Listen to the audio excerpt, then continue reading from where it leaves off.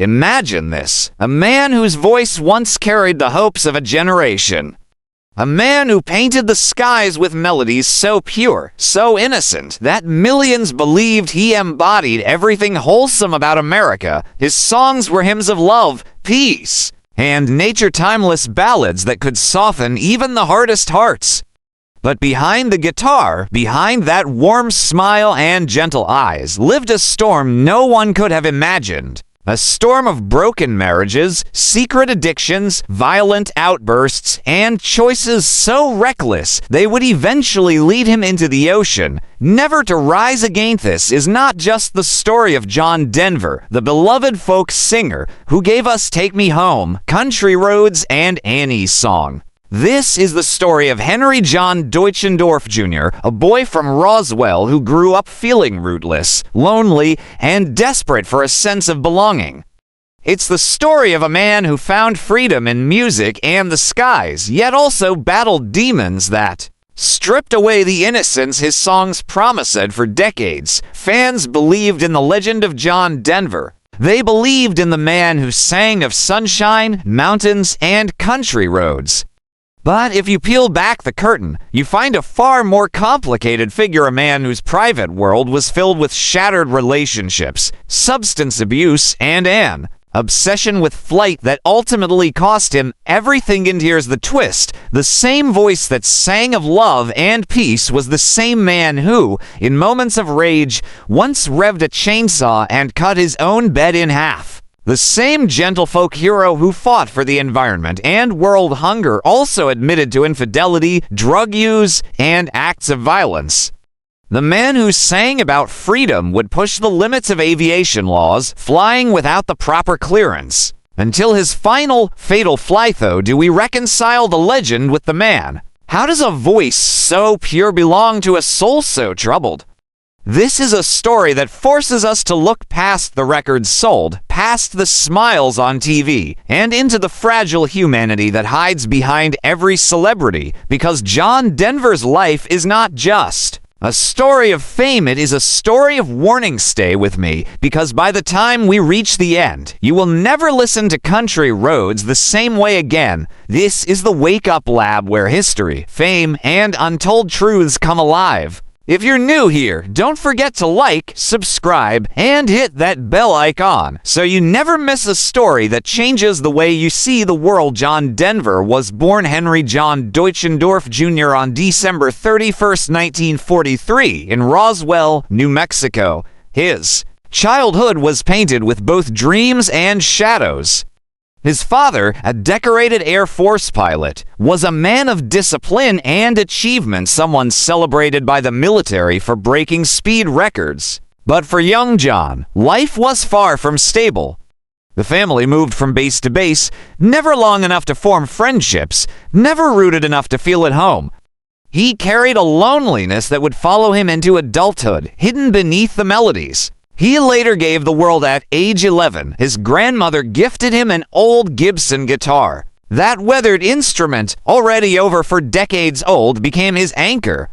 Music was no longer just sound, it became survival. It gave him purpose, connection, and eventually identity. He learned harmony in a boys' choir, sang folk songs in high school, and quietly dreamed of something bigger. But there was a tension in his heart. His father pushed him toward perfection, demanding excellence and forcing strictness, while John only wanted to sing. That tension would erupt in countless ways throughout his life. Yet, amid the strain, one thing tied father and son together. Flying aviation wasn't just a hobby, it was freedom.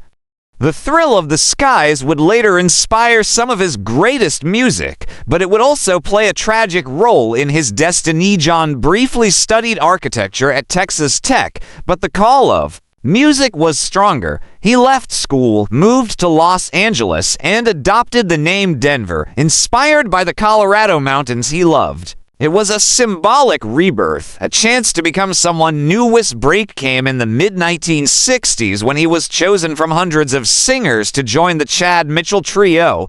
It was here that his songwriting first caught fire. During this time, he penned "Leaving on a Jet Plane," Though John wasn't yet famous, the song exploded when recorded by Peter, Paul, and Mary, becoming a one hit. For the first time, the world began to feel his gift, but the true ascent began in the 1970s. His album Poems, Prayers, and Promises introduced Take Me Home, Country Roads, a song that nearly stumbled before radio stations finally picked it up. By the end of that summer, it had gone gold.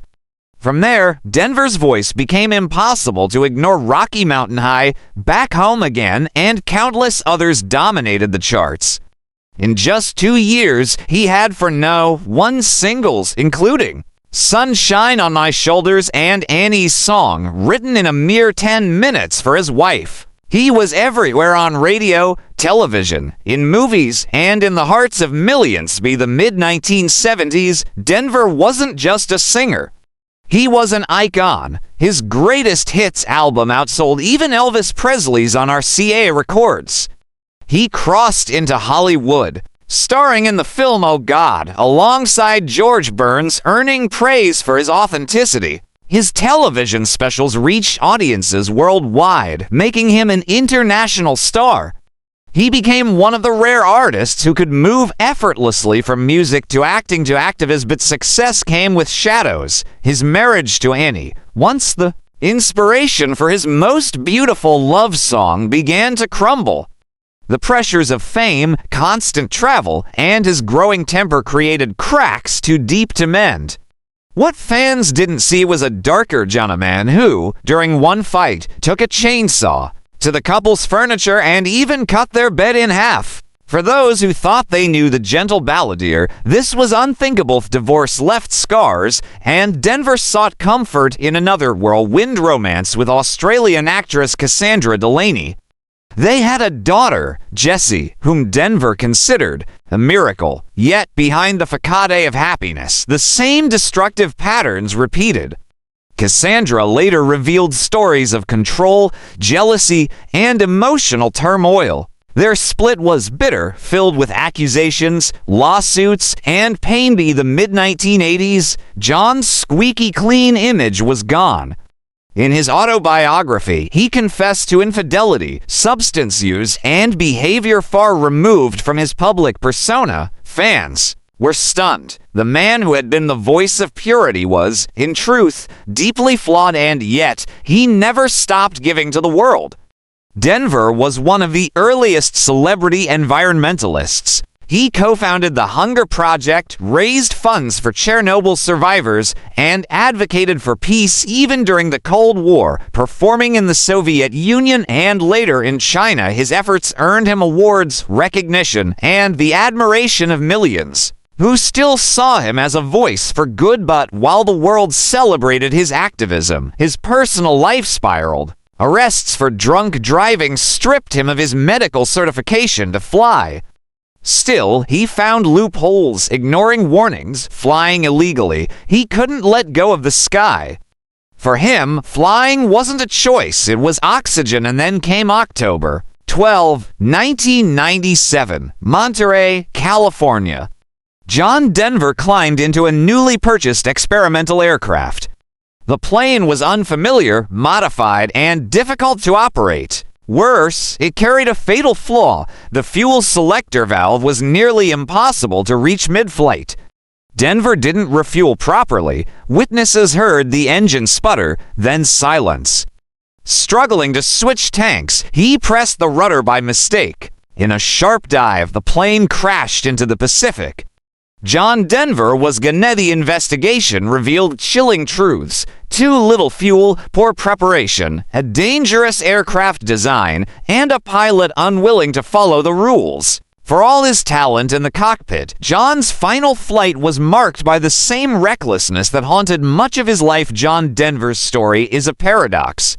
On one hand, he gave the world songs of light, peace, and joy, music that still echoes in weddings, road trips, and moments of reflection. His voice was the sound of hope. On the other hand, his life was riddled with pain, mistakes, and darkness.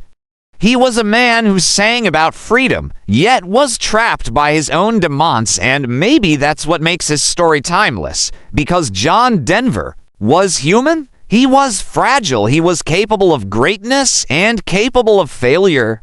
His legacy forces us to face the truth that the voices we idolize are often more complicated than we wish to believe. Behind every song, every smile, every standing ovation, there is a person fighting battles we may never see. So the next time you hear "Take Me Home, Country Roads," let it remind you of more than a song.